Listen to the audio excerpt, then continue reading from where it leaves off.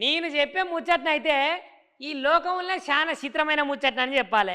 ఎందుకంటే ఇగో తెలంగాణ రాష్ట్రం వచ్చిన తర్వాత కాంగ్రెస్ ప్రభుత్వం అయితే ఫ్రీ బస్సులను పెట్టింది కదా నుల్లా.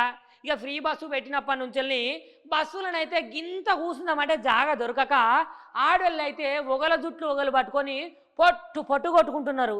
కానీ ఈ అక్కేందో విచిత్రంగా ట్రెండ్ సెట్ చేయాలని అనుకున్నదో ఏమో కానీ ఇక చూసిర్రా లేసుడుతోటే మంచిగా తయారై వచ్చి చేతిలో సెల్ ఫోన్ పట్టుకొని ఇక నోట్ల పండ్ల పుల్లు వేసి ఇక పండ్లు అరిగేదానిక పండ్లు తోముకుంటా ఇంకా బస్సులు ఎట్లా కూర్చొని పోతుందో చూడుర్రి.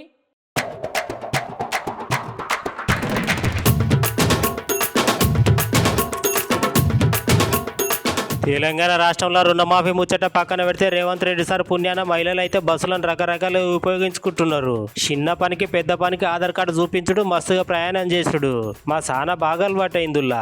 ఇదిగో ఇక్కడ గనొస్తున్న అక్క మంచిగా డ్రైవర్ సీట్ పక్కనే కూర్చున్నది. చూసిర్రా ఎంత మంచిగా టిప్ టాప్ గా రెడీ అయ్యి చేతిలో సెల్ ఫోన్ పట్టుకొని నోట్ల యాపపుల్ల వేసుకొని పనులు అన్ని అరిగిపోయేటట్టు ఎట్లా దోముతున్నదో చూసిర్రా అనుల్లా. పాపం అక్కకు చాలా అర్జెంట్ పని ఉన్నది కావచ్చు, అందుకనే లేసుడుతోటి బస్ ఎక్కి యాపపుల్ల నోట్లు వేసుకొని ఒక తోముడు కాదు పోండి. అక్క నువ్వు ఒక ముచ్చట మర్చిపోయినావు అక్క. చేతిలో ఒక వాటర్ బాటిల్ ఉంటే మంచిగా ఆ కిటికీ సందులో తలకాయ పెట్టి ముఖం కూడా కడుక్కుంటుంటే అయిపోతుండే.